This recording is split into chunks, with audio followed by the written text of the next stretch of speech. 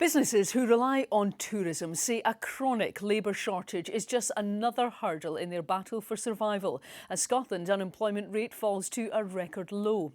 Some in the sector say they can't keep up with demand as they struggle to pay staff in line with the rising cost of living. Here's Kirsten Tate. Alan Milne opened this distillery in Aberdeen just months before the country plunged into lockdown. It meant he and his business partner were immediately up against the most difficult time for the hospitality sector. Now they're facing a new challenge. With inflation climbing, unemployment levels are at a record low, which is making it harder to keep staff wages aligned with the cost of living. It's impacting on the labour market, and fewer workers are making it more difficult to trade.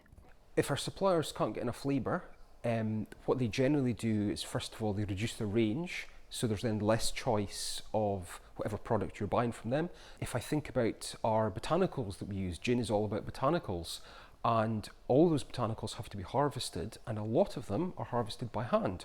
They need to have the labour resource to harvest, to grow and harvest that product. So, of course, the price of botanicals has gone up. The Scottish Government warned Brexit has also played a role.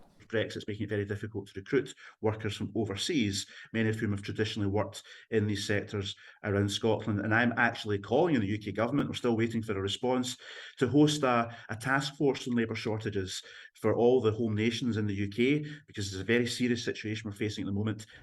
This cafe in Aberdeen plays host to people from all over the world.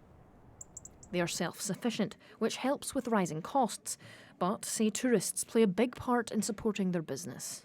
The entire project has been built around the energy, the excitement that people have had for this project, and people who were able to give their time to support the project, and then just to come along. Like, every single person who walks through the door helps us. Even though we're within the city, we're quite remote within the city. My hopes would be that we would have support with that, with creating easier access to the site, which would then, allow people who are coming to the city to come here more easily.